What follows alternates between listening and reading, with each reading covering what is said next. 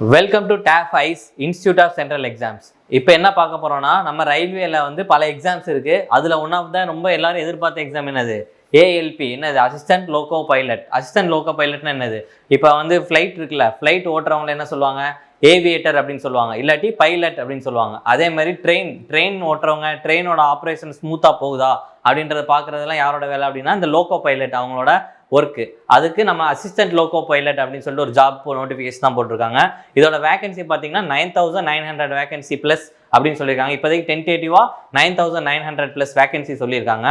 இதோட எக்ஸாமோட notification, full notification எப்போ வரப்போகுது அப்படின்னா ஏப்ரல் 10 அன்னைக்கு நம்மளுக்கு ஃபுல் நோட்டிஃபிகேஷன் ஆகுது. இப்போ வந்து ஷார்ட் நோட்டீஸ் வந்திருக்கு. அந்த ஷார்ட் நோட்டீஸை வச்சுட்டு எப்போ டேட் எக்ஸாமுக்கு எப்போ அப்ளை பண்ணுறது, எப்போ முடியுது, சரி இந்த எக்ஸாமோட பேட்டர்ன் என்னன்றது சும்மா ஒரு ஓவர்வியூவாக சொல்கிறேன், என்னன்றதை பார்ப்போம். ஓகே, இப்போ பார்த்தீங்கன்னா இதான் நமக்கு என்னது ஷார்ட் நோட்டீஸ் ரிலீஸ் பண்ணியிருக்காங்க. Recruitment of assistant loco pilot அப்படின்றதுக்கான ஷார்ட் நோட்டீஸ் இதுதான். இப்போ ஃபஸ்ட்டு என்னைக்கு அப்ளிகேஷன் டேட் ஓப்பன் ஆகுது அப்படின்னு பார்த்தீங்கன்னா ஏப்ரல் 10, 2025 அப்ளிகேஷன் டேட் ஓப்பன் ஆகுது. க்ளோசிங் டேட் வந்து May 9, 2025. கிட்டத்தட்ட ஒரு மாதம் நம்மளுக்கு எக்ஸாம் அப்ளை பண்ணுறதுக்கு ஒரு மாதம் டைம் இருக்குது. இவங்க என்ன இந்த ஷார்ட் நோட்டீஸில் என்ன கொடுத்துருக்காங்க பார்த்தீங்கன்னா, நேம் ஆஃப் த போஸ்ட் கொடுத்துருக்காங்க, assistant loco pilot. Pay scale பார்த்தீங்கன்னா என்னது?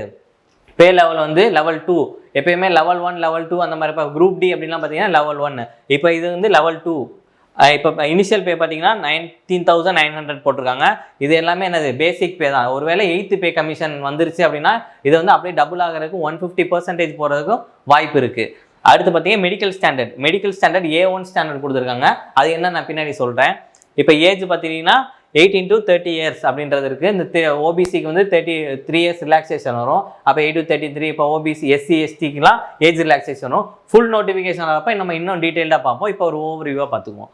இப்போ எவ்வளோ வேகன்சி சொல்லியிருக்காங்க? அப்ராக்சிமேட்டாக 9900 வேகன்சி இருக்குது. ஓகே, இப்போ பார்த்தீங்கன்னா நம்ம மெடிக்கல் ஸ்டாண்டர்ட் பார்த்தோம்ல, மெடிக்கல் ஸ்டாண்டர்ட் A1 அப்படின்னு சொல்லி போட்டிருந்தாங்களா? A1 ஸ்டாண்டர்ட் அப்படின்னா என்னன்னா, இருக்கிறதுல இதான் என்னது? மெடிக்கலில் ஹை ஸ்டாண்டர்ட் அப்படின்னு சொல்லுவாங்க. அதாவது என்னன்னா, இந்த ஸ்டாண்டர்டில் வந்து வித்தவுட் கிளாஸஸ் தான் இருக்கணும். அதாவது A1 ஸ்டாண்டர்ட் அப்படின்னா என்னன்னா, கண்டிப்பாக கிளாஸ் போட்டிருக்க கூடாது. வித்தவுட் கிளாஸ்ன்றது தான் மஸ்ட். கண்ணாடி போட்டிருக்கவங்க இதுக்கு எலிஜிபிள் கிடையாது. அப்போ A1 ஸ்டாண்டர்ட் வித்தவுட் கிளாஸ் தான் இருக்கணும். அதே மாதிரி அவங்க வந்து நிறைய டெஸ்ட் வைப்பாங்க. Colour vision, night vision, binocular vision, இந்த மாதிரி கலர் பிளைண்ட்னஸ் விஷன்லாம் வைப்பாங்க.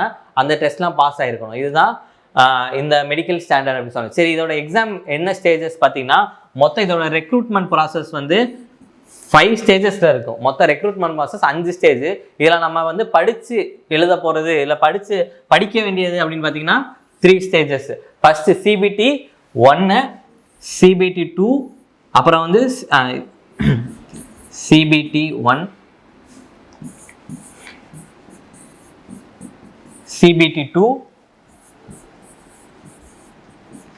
CBAT அப்படின்னு சொல்லுவாங்க. CBT அப்படின்னா ஒன்றும் இல்லை, கம்ப்யூட்டர் பேஸ்ட் டெஸ்ட். அதுதான் என்னது? CBT. நம்மளுக்கு எல்லாமே டெஸ்ட்டு கம்ப்யூட்டரில் தான் இருக்கும். First stage prelims. ஃபஸ்ட்டு வந்து என்னது? நம்மளுக்கு ப்ரிலிம்ஸ் இருக்கும். அடுத்து மெயின்ஸில் வந்து பார்த்தீங்கன்னா பார்ட் A, பார்ட் Bன்னு சொல்லிட்டு 2 இருக்கும். அப்புறம் CBATன்றது computer based arithmetic aptitude test அப்படின்னு சொல்லிட்டு ஒரு சைக்காலஜி டெஸ்ட் மாதிரி இருக்கும். இப்போ இந்த CBT 1ல் பார்த்துட்டிங்கன்னா உங்களுக்கு எத்தனை செக்ஷன்னா மொத்தம் 4 பார்ட் வரும் படிக்க வேண்டியது. என்னென்னா மேக்ஸு, அதாவது arithmetic, quantitative aptitude, reasoning, general science, general awareness, இது 4மே படிக்கணும். மொத்தம் எத்தனை மார்க்ஸ் பார்த்தீங்கன்னா 75 கொஸ்டின் 75 மார்க்ஸ். 75 question 75 marks. இதுதான் என்னது?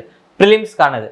75 கொஸ்டின்ஸில் என்னென்ன வரும்னா aptitude, reasoning, general awareness, science. இப்போ ஆப்டிடியூட்லாம் பார்த்தீங்கன்னா அரித்மெட்டிக், அட்வான்ஸ் ரெண்டும் சேர்ந்தே வரும்.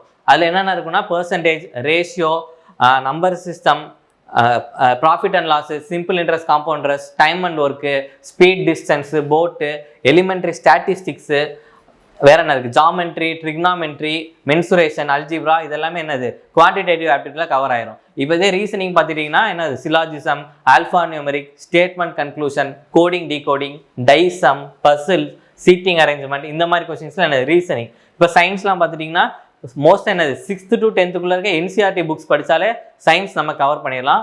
NCERT புக்கும் படிக்கலாம், நம்ம ஸ்டேட் புக்கும் படிக்கலாம். நம்ம ஸ்டேட் சமச்சீர் புக்குமே ரொம்ப போதுமானது தான் இது படிக்கிறதுக்கு.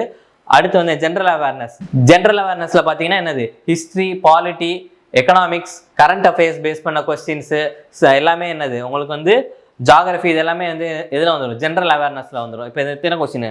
75 கொஸ்டின்ஸ் இருக்கும், 75 மார்க்ஸு, 1 hour இருக்கும் டெஸ்ட்டு. இதுக்கு நெகட்டிவ் மார்க்ஸ் இருக்கான்னு கேட்டால் இருக்குது. எவ்வளோ நெகட்டிவ் மார்க்ஸ்னா 1/3 மார்க்ஸ் நெகட்டிவ் மார்க்ஸ். இந்த 1/3 அப்படின்னு என்னன்னா 3 கொஸ்டின் தப்பாக போட்டிங்கன்னா 1 மார்க் மைனஸ் ஆகும். நம்ம எவ்வளோ மார்க்ஸ் எடுத்து கரெக்டாக போட்டிருக்கோமோ அதுலேருந்து 1 மார்க் மைனஸ் ஆகும். இது CB2க்கும் இதே பேட்டர்ன் இதே தான். இது கூட சேர்த்து என்ன இருக்கும் அப்படின்னா நம்ம வந்து இதுக்கு தனித்தனி எஜுகேஷன் குவாலிஃபிகேஷன் என்னன்னா 10th அப்படின்றது base, matric level 10th base.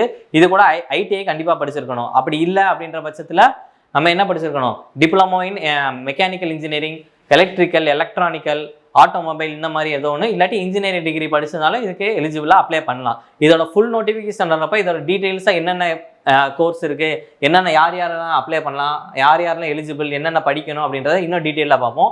இது சும்மா உங்களுக்கு ஒரு ஓவர்வியூ கண்டி சொல்லியிருக்கேன். ஷார்ட் நோட்டீஸ் மட்டும்தான் வந்திருக்கு. ஃபுல் நோட்டிஃபிகேஷன் நம்மளுக்கு எப்போ April 10 வந்துடும், அன்றைக்கி நம்ம ஃபுல்லாக பார்க்கலாம். இப்போ CBT 1ல் நான் சொன்னேன்ல, இந்த டீட்டெயில்ஸை வச்சு தான் நம்மளுக்கு என்னது ஃபஸ்ட் வந்து ப்ரிலிம்ஸ் குவாலிஃபை ஆகும். இப்போ CBT 1ல் பார்த்தா aptitude, reasoning, general awareness, science இதுக்கான கிளாஸஸ் தான் நம்ம இன்ஸ்டியூட்டில் நம்ம TAF ICE மதுரையில் நம்மளுக்கு கிளாஸஸ் போய்கிட்டு இருக்கு. March 26 அப்படிங்கிற வெட்னஸ்டேலேருந்து நம்மளுக்கு புதிய பேட்ச் ஆரம்பிச்சு கிளாஸ் போய்கிட்டு இருக்கு. SSC ரயில்வே கம்பைனில் தான் போய்கிட்டு இருக்கு. எல்லா எக்ஸாமுக்குமே ஒரே பேட்டர்ன் தான்.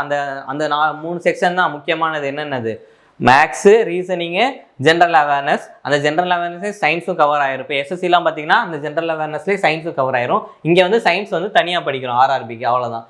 மற்ற எல்லாமே ஒரே சிலபஸ் தான். SSCக்கு இன்னும் கொஞ்சம் இங்கிலீஷ் மட்டும் எக்ஸ்ட்ரா படிப்போம். நம்மளுக்கு RRBக்கு இங்கிலீஷ் கிடையாது. அப்போ நம்மளுக்கு என்னது கம்பைன் பேட்சாக March 26லேருந்து நம்ம மதுரை பிரான்ச்சில் சிம்மக்கல் பஸ் ஸ்டாண்டுக்கு ஆப்போசிட்டில் நம்ம கிளாஸ் போய்கிட்டு இருக்கு. மேலும் இப்போ உங்களுக்கு ஜாயின் பண்ணி படிக்கணும் இன்ட்ரெஸ்ட்டாக இருக்கவங்க இந்த நம்பரை காண்டாக்ட் பண்ணுங்கள். 9363620300. இப்போ அட்மிஷன் போய்கிட்டு இருக்கு. இது நம்மளுக்கு பார்த்தீங்கன்னா நம்மளுக்கு என்னது 3 ஸ்டேஜாக நம்மளுக்கு வந்து கோச்சிங் கொடுக்குறோம். எப்படின்னா ஃபவுண்டேஷன் ப்ரோக்ராமில் பேசிக்ஸ் எல்லாமே நமக்கு ஃபவுண்டேஷன் ப்ரோக்ராமில் போகும். மத்தியானம் பார்த்தீங்கன்னா என்ரிச்மெண்ட், மென்டர் சப்போர்ட்டோட என்ரிச்மெண்ட் ப்ரோக்ராம் போகும். செகண்ட் ஸ்டேஜ் பார்த்தீங்கன்னா பிரைம் ப்ரோக்ராம், அதாவது எக்ஸாம் பேஸ்டா. இப்போ ALP போனால் ALP பேஸ்டா, NTPC, இப்போ CHSL, CGL என்ன எக்ஸாம் போகிறாங்களோ அந்த எக்ஸாம் பேஸ்டா நம்ம அந்த பேட்ச் போவோம். எலைட் பேட்ச் வந்து ரொம்ப அட்வான்ஸ் பேட்ச், ரொம்ப கொஞ்சம் ஹார்ட் சம்ஸ் இந்த மாதிரிலாம் டிஸ்கஸ் பண்ணுற மாதிரி இருக்கும். ஃபீஸ் பார்த்தீங்கன்னா உங்களுக்கு March 31 ஜாயின் பண்ணிங்கன்னா உங்களுக்கு 12,000 தான் ஃபீஸு. இன்ட்ரெஸ்ட் இருக்கவங்க இந்த நம்பரை காண்டாக்ட் பண்ணி நம்மள்கிட்ட வந்து ஜாயின் பண்ணி நான் இந்த வருஷம் எல்லோரும் எக்ஸாம் கிளியர் பண்ணுற வாழ்த்துக்கள். தேங்க்யூ.